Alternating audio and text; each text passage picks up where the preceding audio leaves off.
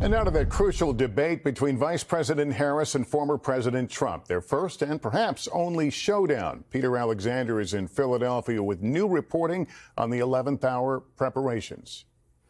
Tonight, Vice President Harris touching down in Philadelphia. Her face-to-face with former President Trump just 24 hours away. How are you feeling? Campaign sources tell NBC News Harris and her team are focusing on ways to needle Trump, to provoke him, and that she's studied past Trump debate clips. It's time to turn the page on the divisiveness.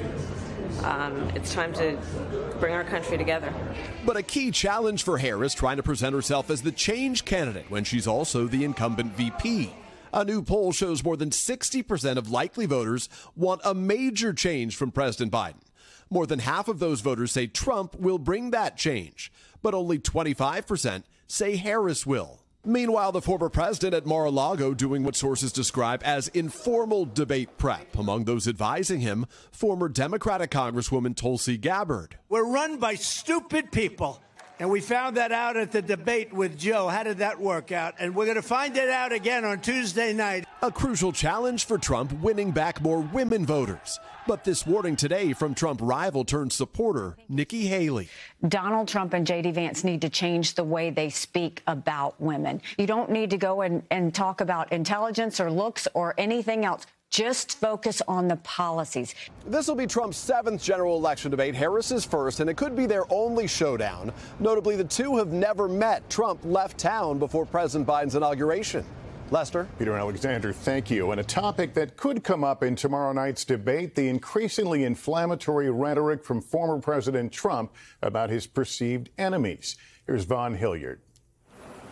Tonight, as he prepares for his critical debate showdown, former President Trump vowing to totally reshape the Justice Department and target political opponents. We will completely overhaul Kamala's corrupt Department of Injustice. He recently reposted doctored images of top Democrats, along with Anthony Fauci and Bill Gates in orange jumpsuits with the caption, "How to Actually Fix the System." And in Trump's new book, alleging Facebook CEO Mark Zuckerberg will try to unlawfully influence the 2024 election, writing, if he does anything illegal, this time he will spend the rest of his life in prison. Just this weekend, Trump promising possible retribution against 2024 election administrators, writing, lawyers, political operatives, donors, illegal voters, and corrupt election officials, those involved in unscrupulous behavior, will be sought out, caught, and prosecuted at levels unfortunately never seen before in our country. But illegal voting is rare, and tonight, a Republican election official in Arizona told us he's worried. I'm concerned. We will see potentially professionals who are more willing to bend general rules of prosecutorial ethics or legal standards, who will occupy these positions. This summer's consequential Supreme Court ruling also gave a president absolute immunity over anything he orders or says to his attorney general.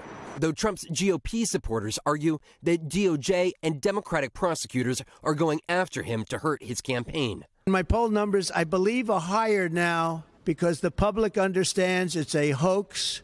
The Harris campaign responding by saying that Trump will, quote, use his unchecked powers to prosecute his enemies. Lester? All right, Vaughn Hillyard, thank you. Join us tomorrow night for coverage of the presidential debate. We get underway starting at 8 p.m. here on NBC. Thanks for watching. Stay updated about breaking news and top stories on the NBC News app or follow us on social media.